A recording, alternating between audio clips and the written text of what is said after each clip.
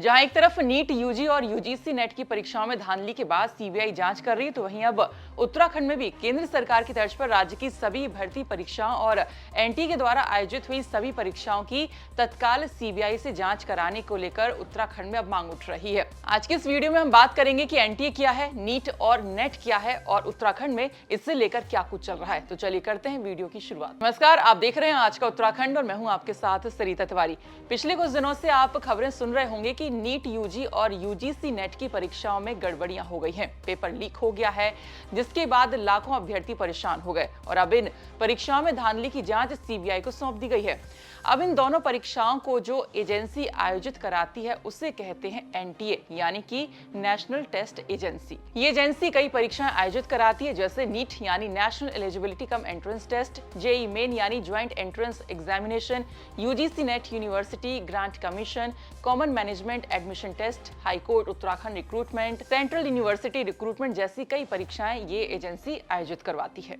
अब जो NEET PG का पेपर लीक हुआ है, वो नीट पीजी का एग्जाम का बताएं तो ये एक एंट्रेंस एग्जाम होता है, या कह सकते हैं ये प्रवेश परीक्षा होती है उन अभ्यर्थियों के लिए जो आगे मेडिकल की पढ़ाई करना चाहते हैं, उसमें प्रवेश लेना चाहते हैं। जैसे नीट पास करके candidate MBBS, BDS, Ayush, BVS या फिर एएच की सीटों पर प्रवेश पाते हैं। वहीं यूजीसी नेट की बात करें तो इसके माध्यम से junior research fellowship, assistant professor के पद पर नियुक्ति होना या फिर भारतीय विश्वविद्यालयों और कॉलेजों में पीएचडी के लिए प्रवेश पाना, ये सब इस परीक्षा को पास करके प्रवेश पा सकते हैं।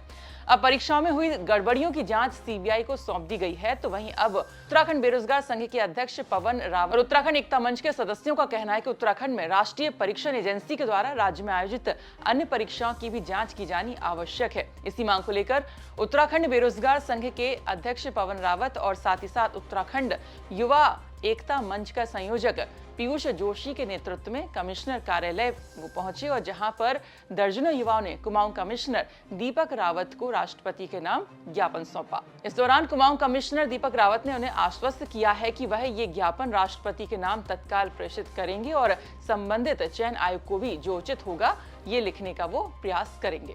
इस दौरान छात्र छात्रा और बेरोजगार संघ के पदाधिकारियों ने चिंता व्यक्त करते हुए कहा कि उत्तराखंड उच्च न्यायालय स्टेनो और उच्च न्यायालय क्लर्क परीक्षाओं सहित एनटीए के द्वारा आयोजित हाल की परीक्षाओं में धांधली और साथ ही अनियमितताओं का संदेह पैदा हुआ है। इन परीक्षाओं में बैठने वाले छात्र धोखाधड़ी के डर से जांच की मांग कर रहे हैं। साथ ही बेरोजगार संघ का मानना है कि इन परीक्षाओं की पारदर्शिता और निष्पक्षता सुनिश्चित करने के लिए सीबीआई जांच आवश्यक है।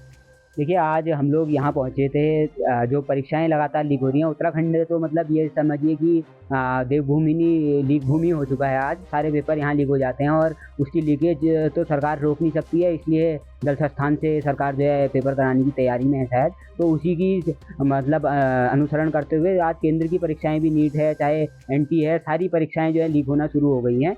हमारे यही मांग है कि इस लीक तंत्र को बंद किया जाए। अगर लीक तंत्र को बंद करने में सरकार असमर्थ है तो उन्हें परीक्षाएं कराना बंद कर देना चाहिए। क्यों छात्रों से 500 हज़ार रुपये लेकर नोएडा दिल्ली सेंटर भेजा जाता है और वहाँ आदमी 5-10 हज़ार रुपये खर्च करके जब जाता है और उसको बड़ा खुशी होती है कि मेरा कट ऑफ से ऊपर नंबर आ रहे हैं, और जैसे घर पहुँचता है पता चलता है पेपर लीक हो गया। तो इससे कई लोग जो है आज आत्महत्या करने के लिए मजबूर हो रहे हैं। तो सरकार से यही निवेदन है, नीट और जितनी भी राज्य स्तर पे एनटीए की परीक्षाएं कराई गई हैं उनकी तो सीबीआई जांच हो ही हो। इसके अलावा उत्तराखंड राज्य में भी आज हमें बैठे हुए लगभग 500 दिन से अधिक हो गए हैं देहरादून में सीबीआई जांच की मांग को करते हुए। तो नीट के अलावा उत्तराखंड की भी जितनी भर्ती परीक्षाएं हैं उन पर सीबीआई जांच हो। अगर नहीं होगा तो हम सरकार को और पुष्कर सिंह धामी जी से हम उनके कान खड़े करते हुए कहना चाहते हैं, माननीय प्रधानमंत्री मोदी जी से भी ये कहना चाहते हैं कि अगर आपने हमारी मांगे नहीं मानी तो आपको 9 फरवरी का दिन भी देहरादून का याद होगा, जब पूरा देहरादून चक्का जाम था।